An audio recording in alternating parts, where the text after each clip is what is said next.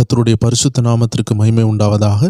இன்றைய நாளுக்காக தேவன் கொடுத்த ஒரு அருமையான தீர்க்க தரிசன வார்த்தை, நீதிமொழிகள் 18வது அதிகாரம் 10வது வசனம். கர்த்தரின் நாமம் பலத்த துருகம், நீதிமான் அதற்குள் ஓடி சுகமாயிருப்பான். கிறிஸ்துவுக்குள் பிரியமானவர்களே, கர்த்தருடைய நாமம் இருக்குது பார்த்தீங்களா, அது நமக்கு பலத்த துருகமா. It is like a strong tower. ஒரு ஸ்ட்ராங்கான ஒரு பில்லர் மாதிரி அது ரொம்ப ஸ்ட்ராங்காக இருக்குது. அதை நம்ம அந்த பாதுகாப்புக்காக பயன்படுத்தணும். ஒவ்வொரு நேரம் நம்ம பயத்தில் இருக்கும் பொழுது, கலக்கத்தில் இருக்கும் பொழுது இந்த நாமத்தை சொல்லணும். இன்றைக்கி எல்லா நாமத்திற்கும் மேலாக ஒரு நாமம் உயர்ந்திருக்கு. நம்ம அதை அடிக்கடி சொல்லுகிறோம். அது எந்த நாமம் உங்கள் எல்லாருக்கும் தெரியும். அதுதான் இயேசுவின் நாமம். ஆனால் முன்னொரு நாட்களில் எபிரேய பதங்களில் அழகழகாக ஆண்டவருடைய நாமத்தை ஒவ்வொரு காரியத்திற்கும் அவர் எப்படி கிரியை செய்கிறார்னு அவர்கள் அழகாக சொல்லி அவங்க என்ன செஞ்சுருக்காங்க, ஆண்டவருடைய நாமத்தை துதிச்சிருக்காங்க. இப்போ போராட்டமான சூழ்நிலைகளில் ஜனங்கள் என்ன சொல்லியிருக்காங்கன்னா, யெகோவா ஈரே அப்படின்னு சொல்லியிருக்காங்க. அப்படி என்றால் கர்த்தர் எல்லாம் பார்த்து கொள்வார். அப்போ நமக்கு ஒரு சோதனையான நேரம் வரும்பொழுது யெகோவா ஈரே, யெகோவா ஈரே, நீர் எல்லாம் பார்த்து கொள்வீர்னு நம்ம சொல்லலாம்.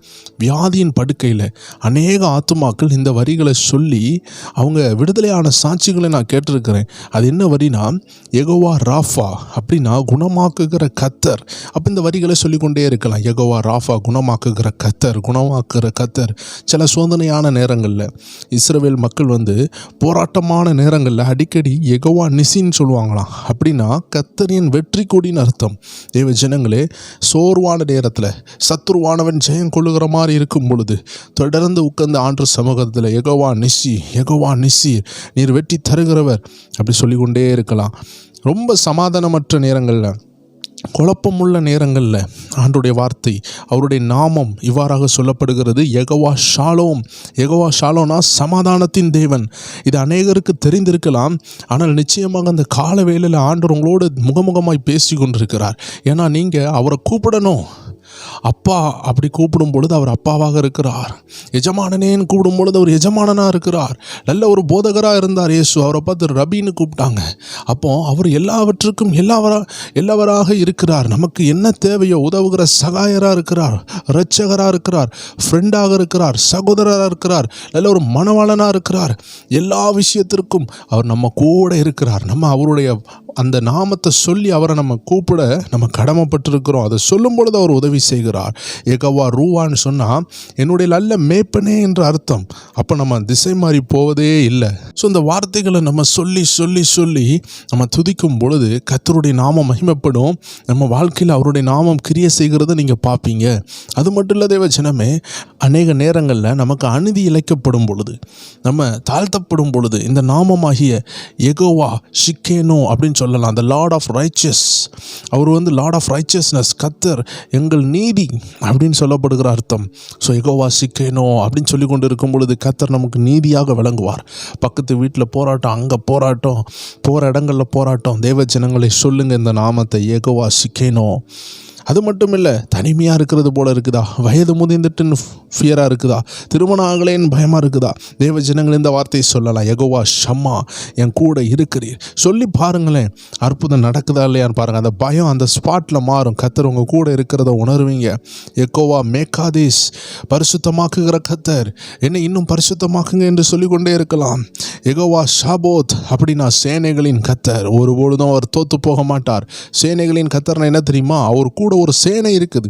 இயேசு கிறிஸ்து சிலுவையில் அறையப்படுறதுக்கு முன்னாடி எல்லாரும் அவரை அடிக்கிறதுக்காக கல்லனை தேடுகிறது போல, ஒரு திருடனை பிடிக்கிறது போல இரவெல்லாம் கட்டையோடு ஆட்களோடு வரும் பொழுது அவர் கேட்டார், என்ன ஒரு திருடனை பிடிக்கிற போல வாரீங்களா? கூட இருந்த ஒரு சீசன் ஒரு போர் வீரனுடைய காதை வெட்டிட்டான். அந்த மல்குஸ்ன்னு சொல்லக்கூடிய அந்த யுத்த வீரனுடைய காது தரையில் விழுந்துச்சு. அதை எடுத்து ஆண்டு ஓட்டினார். ஆனால் கிட்ட நெருங்கி வரவங்க எல்லாம் தூக்கி வீசப்பட்டார்கள். அப்போ சொன்னார் ஏசப்பா, நான் என் பிதாவிட்ட வேண்டுனா எத்தனையோ படைக்கு ஈக்குவலான லேகியோன்ஸ், லேக்ஸ் ஆஃப் ஏஞ்சல்ஸ், லட்சக்கணக்கான தூதரை என் தேவன் அனுப்ப மாட்டாரா? அப்படின்னா என்னென்னா, அவர்கிட்ட படைகள் இருக்கிறது. இந்த ராஜா, உலகத்தில் வாழ்ந்த ராஜாக்கள் காலான் படைகள், இப்படி பல படைகள் வச்சுருந்தாங்க. யானைப்படைகள், குதிரைப்படைகள். நம்ம ஆண்டவரும் எல்லா ராஜாக்களுக்கும் ராஜாவாக இருக்கிறார். Is the lord of host, சேனைகளின் கத்தர். அப்போ நம்ம யெகோவா ஷாபோத் அப்படின்னு சொல்லும் பொழுது அவர் சேனைகளின் கத்தராக இருக்கிறாரு. ஸோ தேவ ஜனங்கள் இப்படி ஏராளமான நாமம் இருக்கிறது. வேதத்தில் நிறைய இடங்களில் நம்ம தமிழில் வாசிக்கிறதுனால அதனுடைய அர்த்தம் புரியாமல் இருக்கலாம். ஆனால் நம்ம இந்த சில புஸ்தகங்கள் ஸ்தோத்திர பலிகளில் அவருடைய நாமங்களை சொல்லி சொல்லி துதிக்கிறதற்காக நிறைய இருக்குது.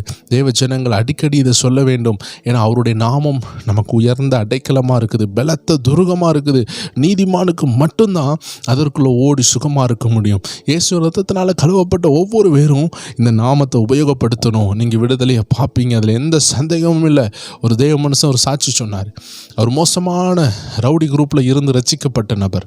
அப்போ அந்த ரவுடி குரூப்பில் இவரை தேடிக்கொண்டு இருக்கிறாங்க. இவர் ரட்சிக்கப்பட்டதுனால இவரை கொல்லணும்னு இருக்கும் பொழுது ஒரு முறை அவர்கள் கத்தி எல்லாம் எடுத்துக்கொண்டு அப்படி அந்த ரூட்டில் வராங்க. இவர் அங்கே தான் நின்று கொண்டு இருக்கிறார். அவருக்கு முன்பதாக தான் செல்லுகிறாங்க. ஆனால் ஆண்டவர் இவரை மறைத்து கொண்டார். அவங்க கண்ணுக்கு இவர் தெரியவே இல்லை. கிட்ட வழியாக செல்கிறாங்க. ஆனால் கத்தியோடும் ரவுடிகள் கூட்டம் கூட்டமாக ஒரு ஜீப்பில் போகும் பொழுதும் இந்த மனுஷனை கத்தர் மறைச்சி கொண்டார். காரணம் என்ன தெரியுமா? நம்ம ஓடி சுகமாக இருக்கலாம். அழகா சொல்லுது, கத்தரி நாமம் பலத்த துருகம், நீதிமான் அதற்குள். அப்படின்னா என்ன? அந்த நாமத்திற்குள், அவருக்குள் நாம் மறைந்து கொள்ள முடியும். கேடு வர்றதுக்கு முன்னாடி நம்மளை பாதுகாப்பார் தேவச்சனமே. அதனால் எந்த விஷயத்தை குறித்து பயந்து கொண்டு இருக்கிறீங்களோ ஆவியானவர் பேசுகிறார். அவருடைய நாமத்தை சொல்லி துதிக்க ஆரம்பிங்க, ஜபிக்க ஆரம்பிங்க, மாற்றங்களை பார்ப்பீர்கள். தொடர்ந்து துதிச்சு பாருங்கள். அந்த நாமத்தை இடைவிடாமல் சொல்லுங்கள். மனசார சந்தோஷத்தோடு ஒரு அரை மணிக்கூர் 15 minutes இல்லை 1 hour இந்த நாமங்களை சொல்லி சொல்லி துதிச்சு பாருங்கள். நான் என்னால் முடிந்த லெவல் எல்லா நாமங்களையும் சொல்லியிருக்கிறேன். இன்னும் நிறைய நாமங்கள் உண்டு. அந்த நாமங்களெல்லாம் கலெக்ட் பண்ணி ஆண்டோடைய நாமத்தை சொல்லி சொல்லி துதிச்சு பாருங்கள். இதெல்லாம் விசேஷமாக இயேசு என்ற நாமம் நமக்கு கொடுக்கப்பட்டிருக்கிறது. நம்ம இருதயத்தில் வசித்து கொண்டிருக்கிறார். அந்த நாமத்தை சொல்லுவோம். பிசாசுகளோடும் பாதாளம் கீழ்ப்படியும், சூழ்நிலைகள் அடங்கும், எல்லா காரியத்திற்கும் மேலாக அந்த இயேசுவின் நாமம் நமக்கு கொடுக்கப்பட்டிருக்கிறது. எல்லாரும் ஜெபிப்போமா? அன்பான ஆண்டவரே, உம்முடைய நாமத்தை குறித்து எங்களோடு பேசினதற்காக நன்றி. யாரெல்லாம் பயந்து கொண்டு இருக்கிறாங்களோ, யாரெல்லாம் ஒடுக்கப்பட்டிருக்கிறாங்களோ அவர்கள் முகத்தில் உள்ள அந்த வேதனையை மாற்றுக்கிறதுக்காக நன்றி. ஆவியானவர் சொல்லுகிறார், இந்த ஆண்டு உங்கள் முகத்தில் இருக்கிற அந்த நிந்தை மாறும். 2027 வர்றதுக்கு முன்பதாக கர்த்தர் உங்கள் முகத்தில் உள்ள அந்த நிந்தனையை துடைக்கிறத பார்க்குறேன். அநேக தாயாருடைய நிந்தனைகளை இந்த வருஷம் முடிகிறதுக்கு முன்னாடி கர்த்தர் மாற்றுவார். தாயார்மார்களை செபிக்க ஆரம்பி. அநேக தகப்பனார்களுடைய இருதயங்கள் உடைக்கப்பட்டிருக்கலாம், வேதனையோடு இருக்கலாம், இதை கேட்டுக்கொண்டு இருக்கலாம். உங்கள் முகங்கள் வெக்கப்படாது. உங்கள் குடும்பத்தை ஒரு உயரத்துக்கு கொண்டு வருவார். சூழ்நிலைகள் உலகம் ஸ்தம்பிச்சு போயிருக்கலாம், எல்லா ஆபத்து போல இருக்கலாம், எல்லா விலைவாசிகள் கூடலாம். மகா வறட்சியான நேரத்திலையும் கர்த்தர் உங்களையும் உங்கள் குடும்பத்தையும் கைவிடவே மாட்டார். உங்களை தேடி தான் உலகம் வரும், மக்கள் வருவாங்க, பஞ்சங்கள் உண்டாகும். ஆனால் கர்த்தர் உங்களை பாதுகாப்பார். எந்த சந்தேகமும் இல்லை. தேவ ஜனங்கள் ஒவ்வொரு பேரும், நன்றி ஆண்டவரே, ஒவ்வொரு பேரையும் பலப்படுத்துங்கப்பா. என்னென்ன காரியங்கள் அவர்கள் ஜெபித்து கொண்டிருக்கிறார்களோ அதெல்லாம் நடக்க நாங்கள் ஜெபிக்கிறோம். இயேசுவின் நாமத்தில் ஜெபிக்கிறோம் எங்கள் ஜீவனுள்ள நல்ல பிதாவே. ஆமேன், ஆமேன், ஆமேன். God bless you. கர்த்தர் உங்களை ஆசீர்வதிப்பாராக. இன்று இரவும் இருக்கிற வசனத்தை இருதயத்துக்கு கொண்டு போகிற நிகழ்ச்சியில் கலந்து கொள்ளுங்கள்.